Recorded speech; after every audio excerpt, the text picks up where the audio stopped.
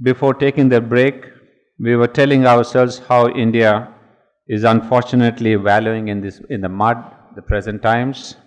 And I think the worst sign of this wallowing in the mud, I've seen it only recently, when our great NCERT books are projecting Sri Aurobindo as a terrorist and no respect at all. So imagine a youth which will grow up tomorrow and they will consider Sri Aurobindo and Bipin Chandrapal and those who really gave their lives for this national freedom.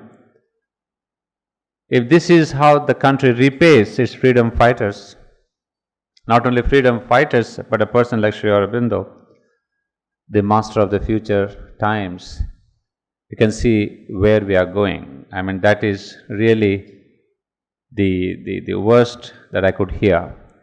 A country which is really worshipping the American rule and the American presidents and being blind to its own seers, that itself tells you where we are at the present times. We don't have to tell more. And that's the saddest thing I've ever heard in the news. And there are some politicians who are opposing that, but you see the NCERT, the national board, which really can present Sri Aurobindo as a terrorist. And nowadays, the meaning of terrorist we all know. I mean, every child knows. And if Sri Aurobindo's name is clubbed with that, woe to this nation. Right? So that is the meaning of our mud, wallowing in the mud. However, to come back to this text, so after this rational explanation that Arjuna gives of his own self-pity, Sri Aurobindo writes, to see in God one's entire refuge is the way of the Gita's yoga. This is called the surrender or offering of one's self. One who accepts God as the teacher, Lord, friend and guide, and is prepared to throw away all other rules of living, one who hands over to Sri Krishna all responsibility for one's knowledge, work and the spiritual endeavor without caring for sin and virtue, what is to be done or not to be done, all right and wrong, truth and falsehood, good or evil, he alone is fit for the Gita's yoga. Arjuna said to Sri Krishna, if you ask me to kill even my preceptors, if you make me understand that this is the right and the thing to be done, I shall act accordingly. On the strength of this intense faith, Arjuna was accepted as the best recipient of the Gita's teaching, having overpassed all the great men who were his contemporaries. We have seen this before, how Sri Aurobindo describes why Arjuna was chosen by Sri Krishna. It's because of this intense faith and surrender, ready to receive from Sri Krishna. Arjuna was really the best recipient. In his reply, Sri Krishna first disposed of two of Arjuna's objections. Then he took charge as teacher and began to impart the real knowledge. The disposal of the arguments takes us to verse 38. After that begins the teaching of the Gita. But we find in the answer to the objection some invaluable teachings. Unless these are grasped, the Gita's teaching cannot be understood. It is therefore necessary to consider these few words in detail. Well, then he gives us this verse 38 and verse 12, etc., to which I will come back when Sri Aurobindo in this Essays on the Gita will refer to them. Now coming back to our main text. So we have just completed on page 22 of my edition, the para on top. Now taking up the fresh paragraph, the character of this crisis is therefore not the questioning of the thinker. It is not a recoil from the appearances of life and a turning of the eye inward in search of the truth of things. The real meaning of existence and a solution or an escape from the dark riddle of the world.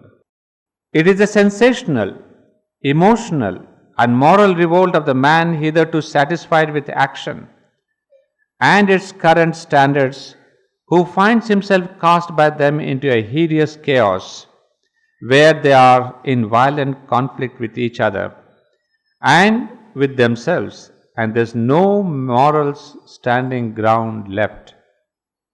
Nothing to lay hold of and walk by, no dharma. See the note, the footnote. Dharma means literally that which one lays hold of and which holds things together. The law, the norm, the rule of nature, action and life. It's interesting to see this definition, because why is Arjuna asking for a new dharma? Because he has lost now the old dharma. The old dharma can no more help him. The old religious dharma, the moral dharma cannot help him. So what is the meaning of this dharma here? That there is no principle or idea or the ideal which can really hold Arjuna together, give him that kind of a guidance, what he should do in this situation. You see, morality fails, religion fails, his heart and his emotion and his kshatriyahood, everything has failed him now. So why do we need a dharma? Is that ideal which really holds things together.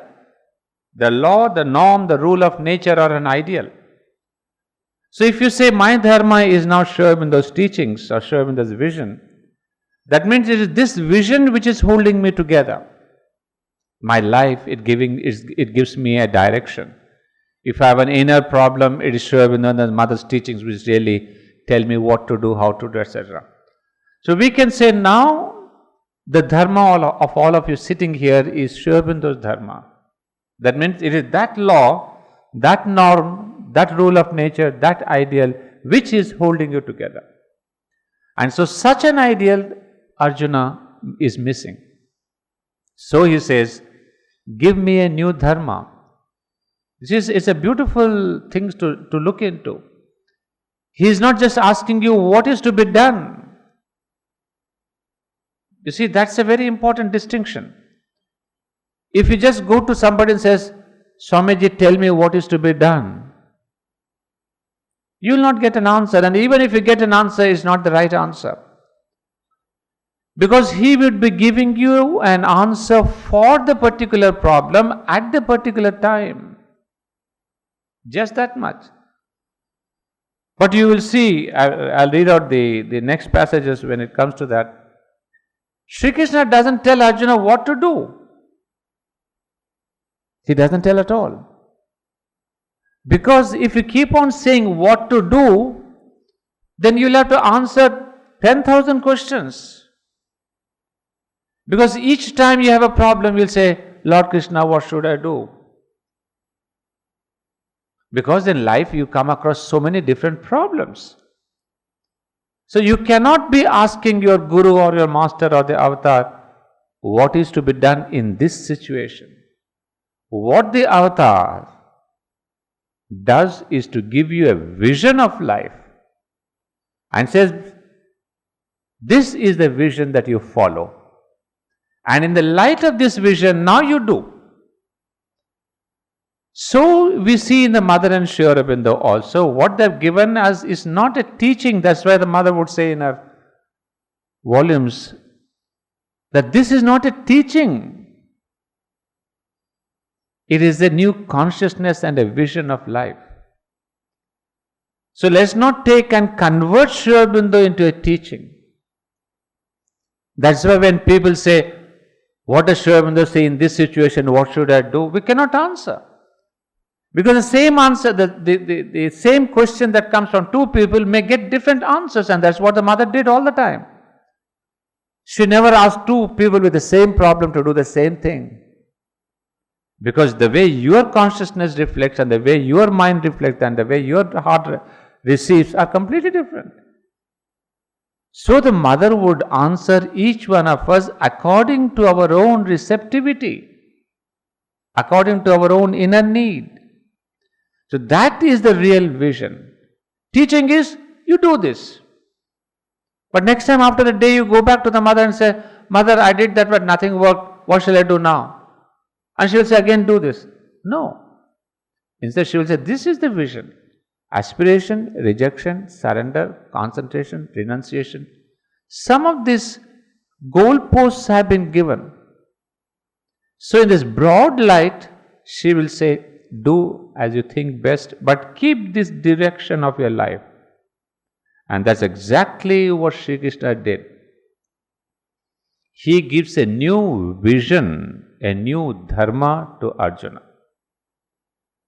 And that is spirituality, which does not tell you at each instant what is to be done, but which sets you a new goal and a new level of living, what we call a higher level of consciousness. So therefore, each one of us feels independent. I don't have to run to my guru for every small thing. So, we will see Sri Krishna also follows the same thing. So that's what Sri Aurobindo is referring to here, that he is nothing to lay hold of and walk by no dharma. That is, that for the soul of action in the mental being is the worst possible crisis, failure and overthrow. The revolt itself is the most elemental and simple possible. Sensationally, the elemental feeling of horror, pity and disgust.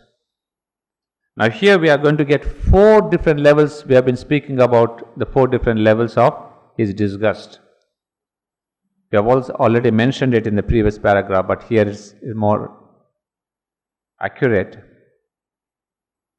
He says this, for the soul of action in the mental being is the worst possible crisis. That means not knowing what to do and how to do a thing is a great crisis. Because I have this self-confidence that I know, but suddenly your knowledge fails you. And then that brings in a tremendous crisis. You see, what we call the ignorance of bliss, the bliss of ignorance. If you don't know, it's okay. You're pretty much at peace with yourself. But if you are the confident that I know, and when the real life situation comes and you cannot face it, that brings in a horrible crisis, what Sri Aurobindo calls the worst possible crisis, failure and overthrow. And that's what had happened to Arjuna. He thought he's a great Kshatriya. He thought he can kill the entire Kaurava army. And then suddenly, it was as if the carpet under his feet was removed. And of course, we know the remover, it is Sri Krishna himself, who quietly pulls away the carpet. And we have said this before, Sri Krishna precipitated this crisis in Arjuna for the sake of humanity. Tomorrow's humanity, which will become intellectual, so-called rational, having pride in their reason, having the confidence in the morality, one day all that will collapse. And that one day is today.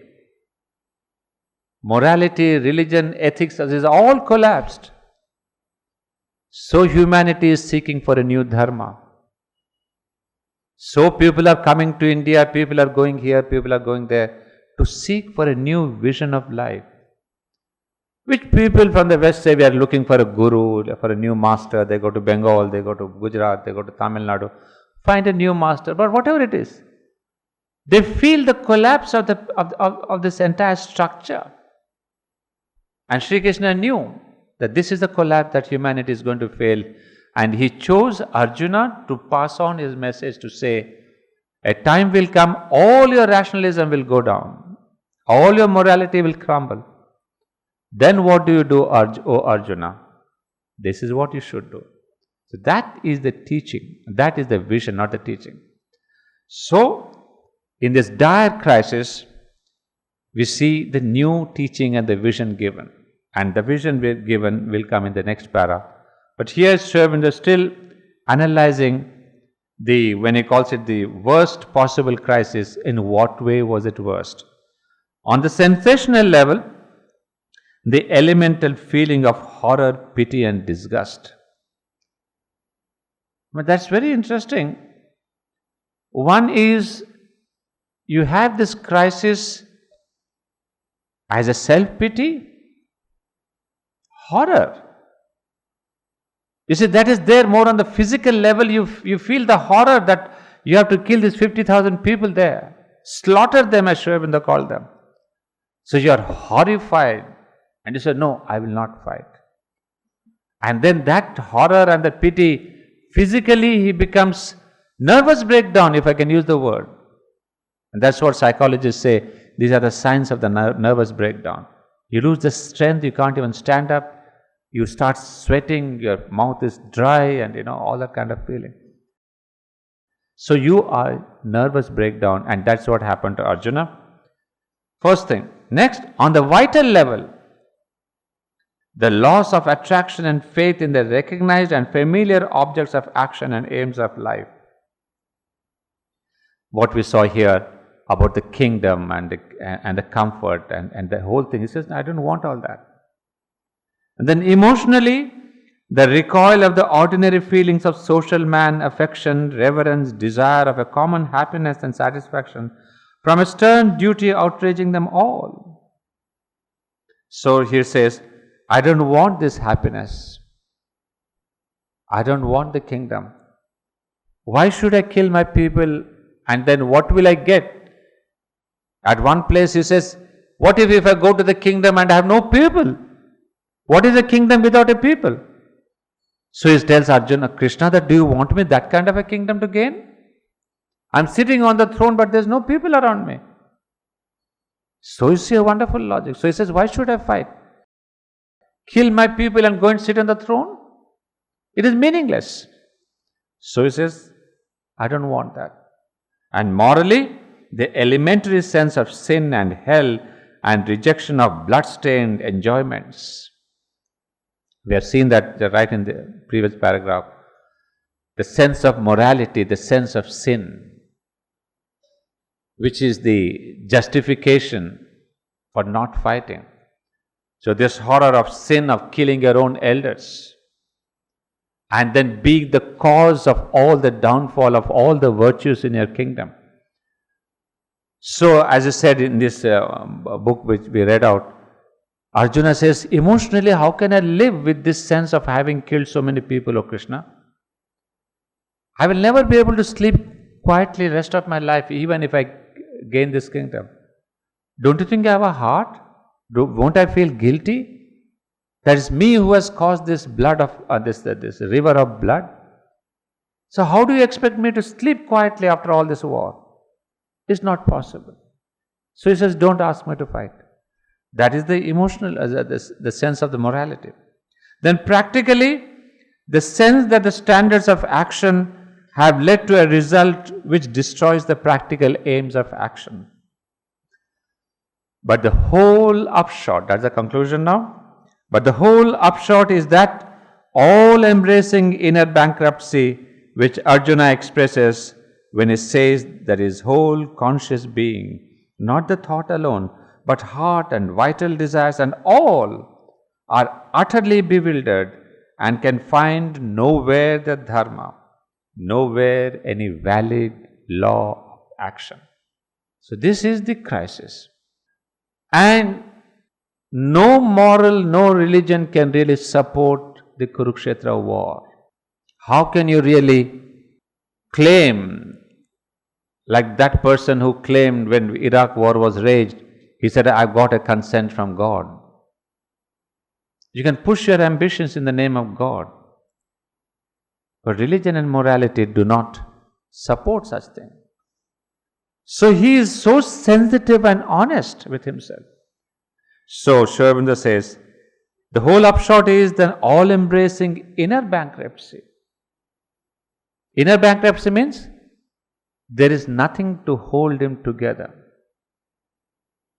I mean, that can be psychologically a tremendous problem, a very, very acute problem, where you feel, if I can say the word hollow. Mentally, you feel nothing is supporting me. Emotionally, it's horrible. Morally, it's the worst sin. So this is the hollow man, and that is what Arjuna became, inner bankruptcy. So for this alone he takes refuge as a disciple with Sri Krishna. Give me, he practically asks, that which I have lost, a true law, a clear rule of action, a path by which I can again confidently walk. He does not ask for the secret of life or the world, the meaning and purpose of it all, but for a dharma. That's very, very crucial. That is constantly asking for a dharma of action, not a dharma wherein he would say, explain to me the secret of life, how to meditate, how to go to Brahman, how to become identified with the divine. He says, all that I don't require. But I need to act in the world and I have no reason, no dharma, no ideal, even to act. And that is a real pragmatic problem. You know, if you cannot reach the Brahman in your meditation, you can wait. Somebody, the Guru will say, do this for 20 days, do this for 1 month and 3 weeks and come back and I'll tell you next step. But a fellow who has to now walk on the street, if you say, wait, I'll tell you after 1 week. You see the crisis. And he's in the middle of the war. Any time an arrow may hit him. So you see the acuteness. So he says, please Lord, tell me the new action, new way to act. Not a new way to meditate, not the secret of life. So in another context, Sri Aurobindo writes in the same Bengali writings, page 124, to further explanation, he says, what is the source of Arjuna's rejection? Many people are full of praise for this rejection of Arjuna and decry Sri Krishna as a supporter of unrighteousness and as showing the wrong path. The non-violent supporter would say, Sri Krishna was wrong. When Arjuna said like that, he gave such a wonderful reason for non-action, for this violence, for this all this thing. He was a moral man. Sri Krishna would have at that time taken the chance saying, oh Arjuna, you are in a perfect mood to get a teaching of withdrawal from life. Go to Nirvana, go to the Himalayas, and I'll tell you the address of Nainital, Van Nivas, where you go and sit there quietly. Taradevi will give you all the 3 meals. Be quiet, no fight, nothing at all. It would have been the best time, and even giving a train ticket, who wouldn't take it? But Sri Krishna, on the contrary, gives him a wrong advice. So that is what people say. Somewhere Sri Krishna was very unrighteous. When the man is prepared to receive you, you should have given him the right guidance to be non-violent. Because how can he kill people? So he says, the peaceful attitude of Christianity, the non-violence of Buddhism, and the spirit of love in Vaishnava religion are alone the highest and best laws of right living. War and killing of men are sins. The killing of one's brothers and teachers are grievous sins. It is under the spell of ideas such as these that they make their improper statement. But all these modern ideas never even entered the mind of the great Pandava, hero of that remote Dwapara epoch. There is in Arjuna's words no inkling of any sign that he even considered whether non-violence was to be preferred to war, or whether one should desist from war because the killing of brothers and teachers or homicide in general were grievous sins. He did indeed say that it would be better to live by begging than to slaughter one's elders. He said indeed, that the sin of killing the relatives and friends would fall on them. But he said these words not from a consideration of the nature of these works, but on judging them by the results. I mean, you see Sri Aurobindo's analysis. Because these, I'm reading out particularly because these are the problems, these are the questions. Because we have been whitewashed with this theory of non-violence. We need to awaken, come out of this theory of non-violence and go back to Gita. I mean, this is where Sri Aurobindo has explained so wonderfully. So he said this question of what Arjuna is saying, I don't want to kill. So Sri Aurobindo is saying he did not speak out of the theory of non-violence. It is not that we should not kill and what will happen to my brothers and all that. We have had it been a Vaishnava or a Christianity or a Buddhism, as I said, they would have immediately caught on this man and said, wow, we have got one more disciple, take him to the church next Sunday. Take him to Buddhism and shave off his head and put him in an ochre dress and send him to this ashram. We have one great Buddhist. You see, a wonderful Buddhist who doesn't want to do anything. But he says, no, sorry. Don't misunderstand what Arjuna is saying. He did not say this out of this feeling of not to kill the others. He said that, of course, I don't want to kill my relatives and all that. But why did he say that? Sri Aurobindo says, please analyze his words very well. We are not trying to convert Arjuna into Christianity or Buddhism. Analyze his word. What does he say? If I kill all this, what will happen to my country in the future? That is the most crucial argument you should remember. Otherwise, the non-violence people will quote Arjuna and say, look, didn't Arjuna also had the same feeling not to kill, not to do this immoral acts? But Sri Aurobindo says, no. He said all this because of the result. Have you ever understood if you destroy Iraq, what will be the result? No. You just thought it is good to kill whatever the weapons are. So you wanted to act out of your own ambition and self-interest, not what would be the result, and you see the result in Iraq today. It's an absolute crisis. So what is important is that Arjuna says all this because of the results, and that is where Shri Krishna's entire Gita lies. What is it? We know that very well. You act, but the results are the divine. Karmanya vadikaraste. All of you know that verse. Your duty is to act, but the result is the divine's. It's not your business to think of the fruit of the action. So Sri Krishna hits Arjuna exactly on the spot where he is arguing. If you are thinking of the result, you are doing the wrong thing. You leave the result to the divine. And you see the result exactly what happened. The Kurukshetra war is there. What is the result? Hundreds of people, thousands of people were killed. But because of that war, India survived 1,000 years. Remember that. And Sri Aurobindo mentions here, had there not been that war, the alien foreigners would have invaded the country even at that time. Because Duryodhana would have come, he would have let in another kind of a rule, opening the ground to these foreigners, and the invasion that came 1,000 years later would have come 1,000 years earlier. So where would be India? Where would be this country? So it's the divine who knows the scheme of things. And Krishna knew the whole scheme of things. So he says here, that is why in order to break his gloom, Sri Krishna taught him this lesson, that one should not look to the fruit of works. One has to decide whether a particular act is right or wrong by looking into its nature.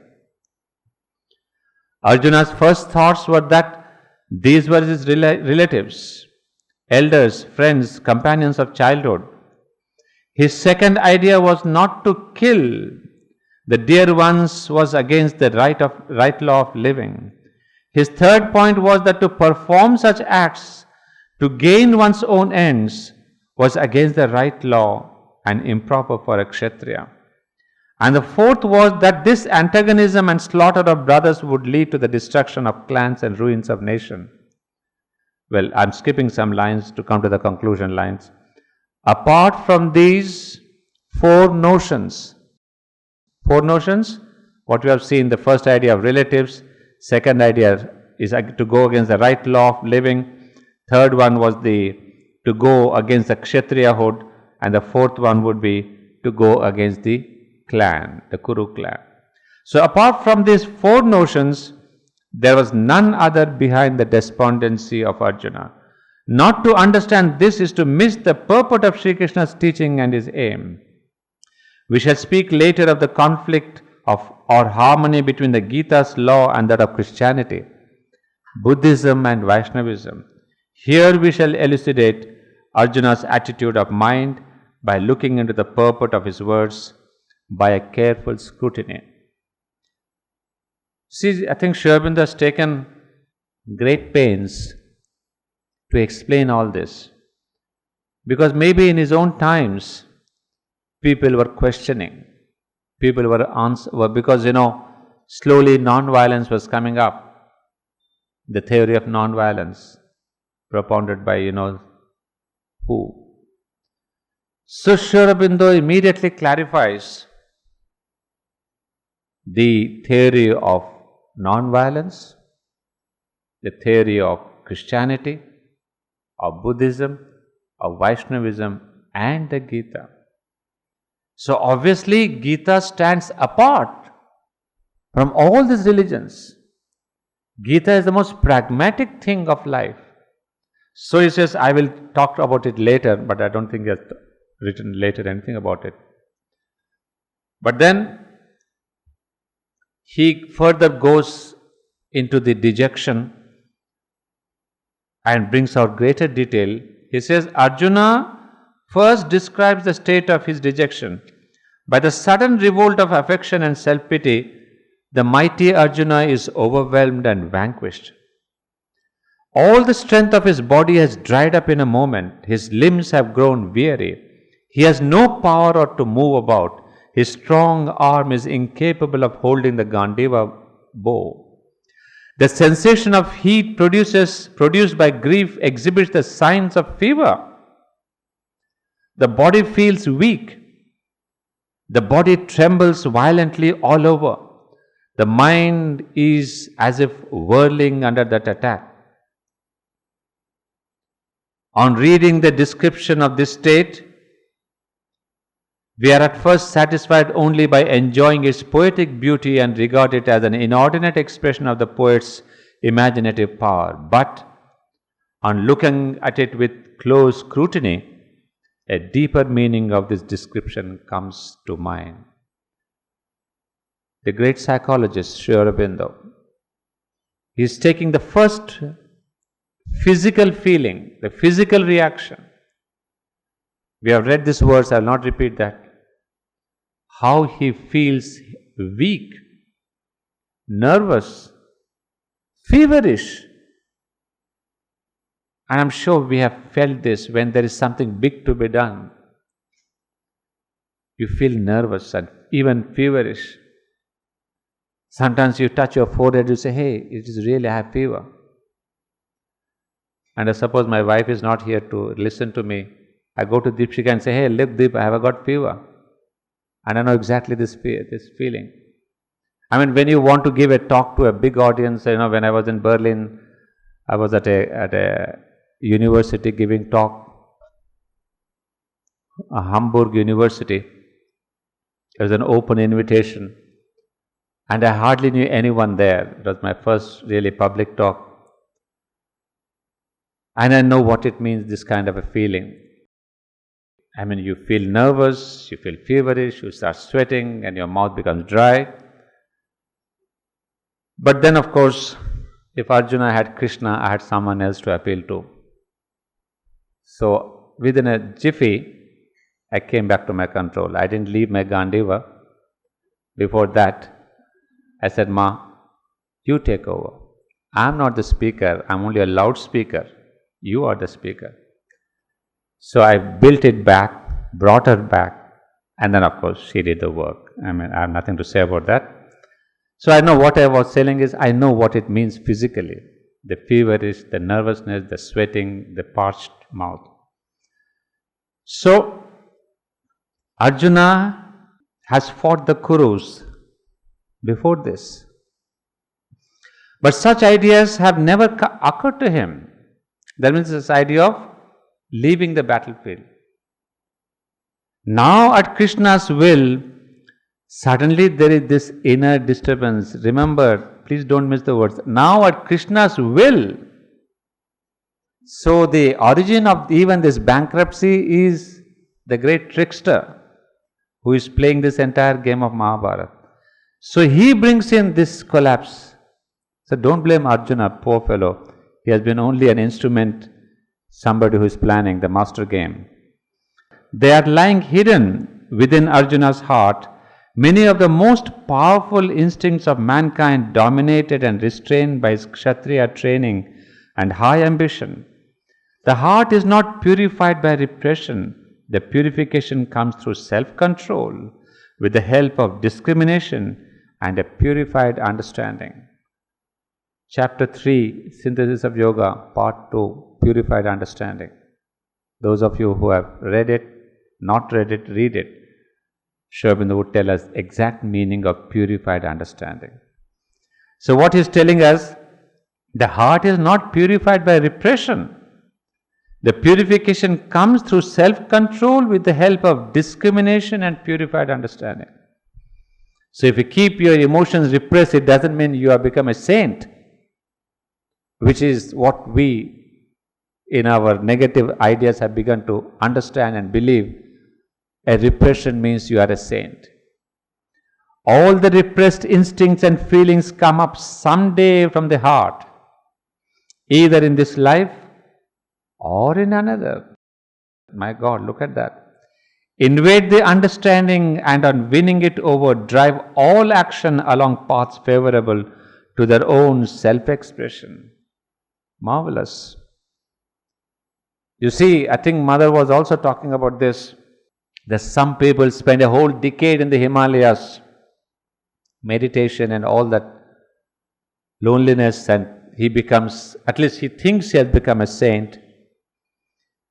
But the moment you return to the plains, you see the color. You come out in your true colors. All that you repressed for 12 years comes out, as Sri Aurobindo calls it here, almost with a vengeance. So you have not purified yourself. You have only suppressed yourself. Because there is no occasion for your anger to come out. You cannot be angry with a deer or with a squirrel. But the moment you come and board the train here and you see the passenger does not give you a seat, your 12 years of meditation is tested. So, it's best to be on the plains. Don't go to the heights. Be a normal person, because here is the struggle, here is the result. Here is the test.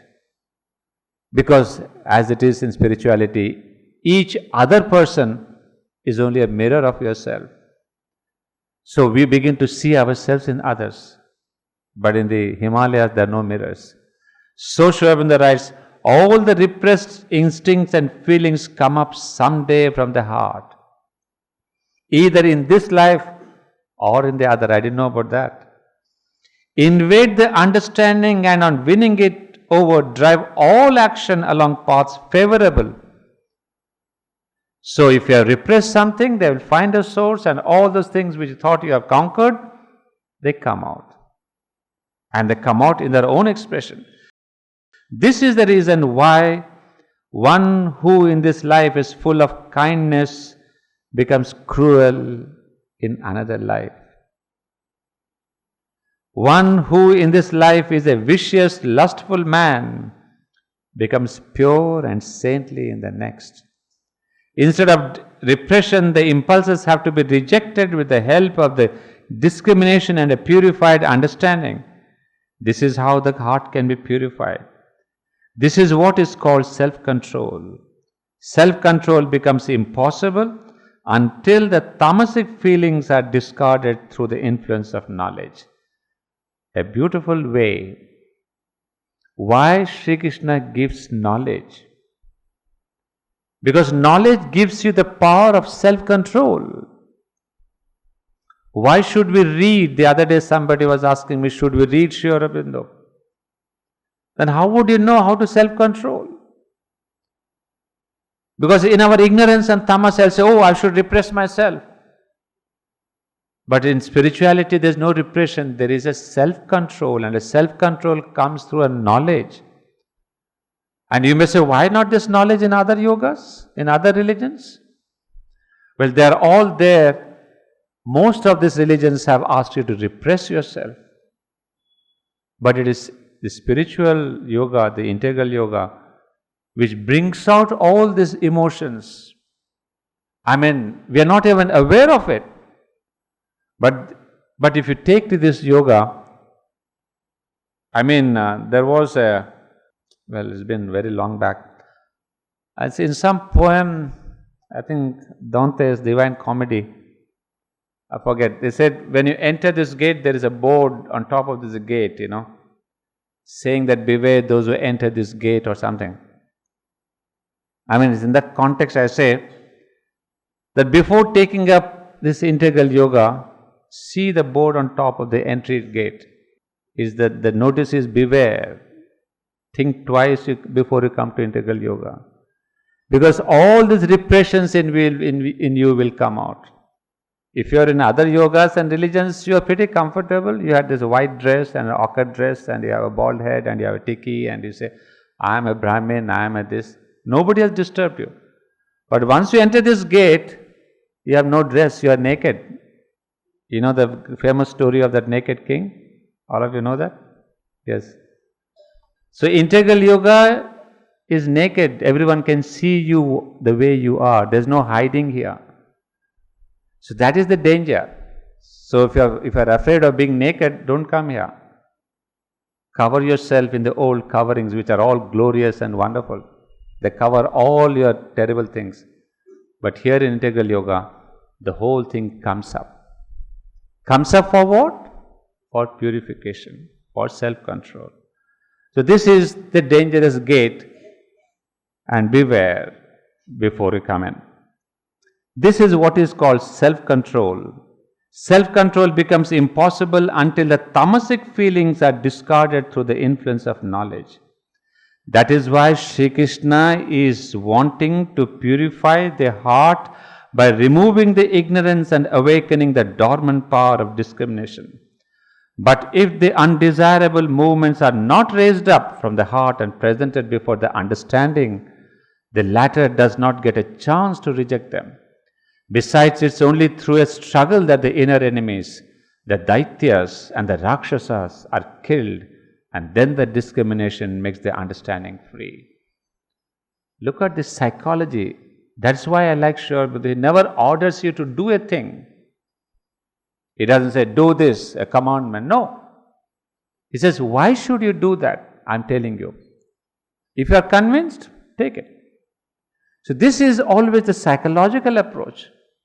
So what he's telling us here, I'm sure most of you have understood, just to repeat in simple words, that there is in Arjuna this kind of a repression. There is in him this ignorance. And there is in him this kind of a tamasic mind. Tamasic mind or tamasic intelligence is he has accepted blindly this moral, this religious, this dharma, the ideals of the time. He has not questioned them.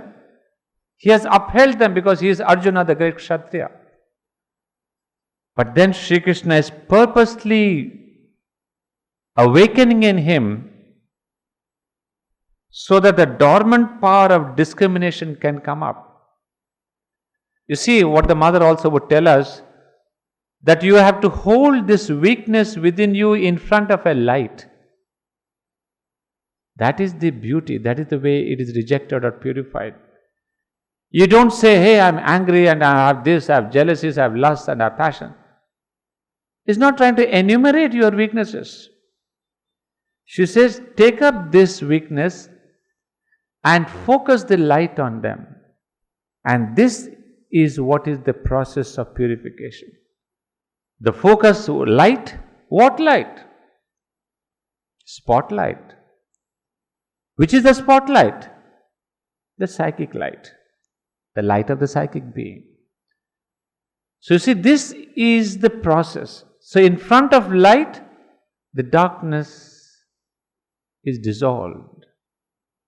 So you don't have to struggle, you just have to struggle to keep up the light. And this is what was missing in Arjuna. He had a very Rajasic mind combined with a Tamasic mind. But now what Arjuna is telling him is to awaken the light of knowledge. And now he will get to the true understanding where he says, besides this, it is a struggle that the inner enemies, the Daityas and Rakshasas are killed. In the first stages of yoga, all the evil propensities that have taken root in the heart invade the understanding with great force and overwhelm the unwary seeker with fear and grief. Same thing applies to integral yoga. When you come to it first time, all the evil propensities that have taken root in the heart will come out. So do not be surprised if you suddenly see, hey, I was never like that. In Bombay, I was a good fellow. I was known for my charity and purity and all that. But suddenly, Pondicherry mein aake kya hoga bhai? I mean, you are surprised at yourself. So that's why people run away from here. Oh, Baba, Pondicherry mein bahut garmi thi. That garmi is not the outer heat. The inner heat is much more here. So people go to Nainital to cool off. And they think it's a nice place. So that's nothing, but when you leave this place, all those propensities get back. And you think, Abba, it's nice yaar, thandi hai yahan pe. The thandi is that inner struggle is gone. You are left to your own average living. There's neither struggle nor comfort. Chota mota fan hai, chalta hai. That is the real truth. So he is telling us here that in the first stages of yoga, all the evil propensities that have taken root in the heart invade the understanding with great force and overwhelm the unwary seeker with fear and grief. And you see, this is also the sign of grief. People may become sad in the beginning here. Well, if you don't become sad, you're lucky. Not because you have reached the divine heights, because the struggle has not yet begun. It's the other way around. If the struggle has begun, you will become sad. Now if you are happy going to dining room at 11:35, by the way, there's 5 minutes more. शाम को seashore में walking कर लिया, morning में थोड़ा walk exercise कर लिया. Struggle has not yet begun. Struggle once begun, these propensities will come out and you will be in the grip. सोचना ना life it is smooth here that you are an over mental consciousness, mother's grace is there, all is well that ends well. That kind of, we can justify, but I tell you, the struggle is yet to come. This is what is known in the West as the temptations of the devil. These are the attacks of Mara, the evil one. But the fear and the grief are the products of ignorance. The temptation is not of the devil but of God. Wonderful. We have seen the temptations of Christ, temptations of Muhammad, temptations of the Buddha. All great avatars have gone through these temptations. And it has been said that temptations have been given by Satan, by Mara. In India, in Buddhism, we call that Mara, Maya. In Islam also we have seen 40 days Muhammad. In Christianity we have seen Satan comes to Christ. But you see, these temptations are given by God. The world teacher dwelling within us calls on these propensities to attack the aspirant not for doing harm, but for his good, for the purification of the heart. So you see, Sri Aurobindo has given a complete twist to the age-old Christianity and Islam and Buddhism, that it is Satan which has brought this temptation. No. The world teacher is not Krishna. It is that omniscient divine himself who brings out all these propensities, all these problems, so that you are purified. You are, what we say, initiated.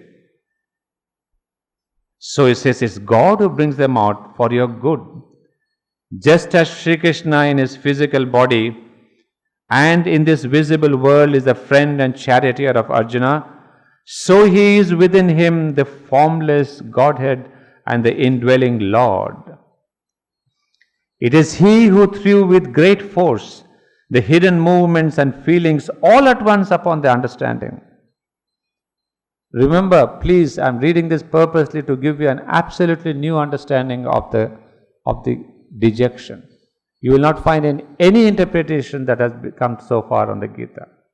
It is Sri Krishna himself who is the formless Godhead within, who has thrown with great force the hidden movements and feelings all at once.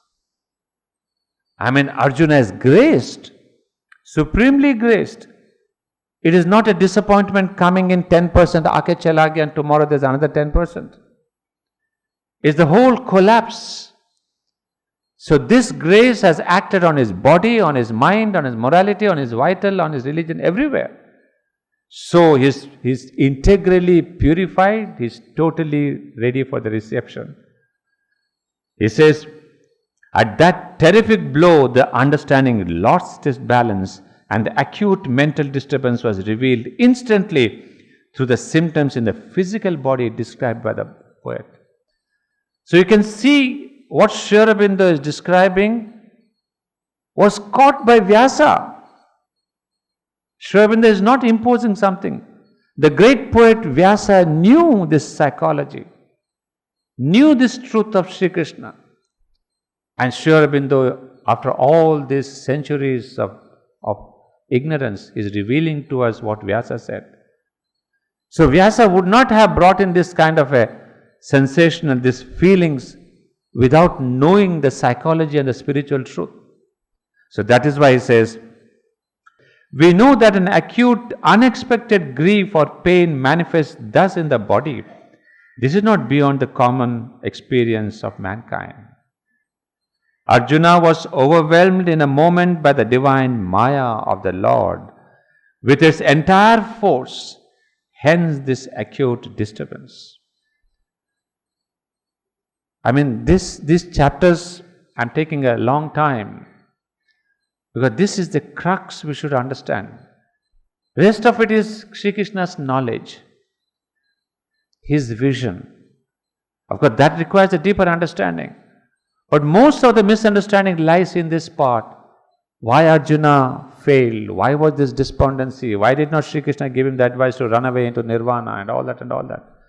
So now we see the whole thing was orchestrated by Sri Krishna, and this totality of the crisis was brought in willfully and willingly and planned by Sri Krishna. It says, Arjuna was overwhelmed in a moment by the divine Maya of the Lord with his entire force, hence this acute disturbance. When evil takes on the guise of tender feelings like love and kindness, when ignorance comes masquerading as knowledge, when the thick darkness of the tamasic mode pretends to a bright and clear purity and says, I am sattvic, I am knowledge, I am virtue, I am the cherished messenger of God, I am virtue incarnate, I come to establish the reign of law, then it is to be understood that the divine Maya of the Lord has shown itself in the understanding. So what all Arjuna was telling was this false ego, false idea of being virtuous. So that is why he is in the thick darkness of the tamasic, he is in the ignorance masquerading as knowledge, he is love and kindness, but it is all evil feelings. So when such a thing was brought about, it's because it's a pure grace of the Lord. Because Arjuna was chosen, remember, for his work, Arjuna had to be prepared for the knowledge that he is going to give. And this preparation is nothing but the collapse of the total being, collapse of the total ego. The ego mental, the ego vital, the ego sattvic, the ego physical. So, without wasting much time, Sri Krishna brings about this volcanic eruption so that at one go Arjuna becomes carte blanche, a plain sheet, and then on which Lord Krishna writes his new message. That is the dejection of Arjuna. We'll halt at that. We'll take up the chapter, continue tomorrow.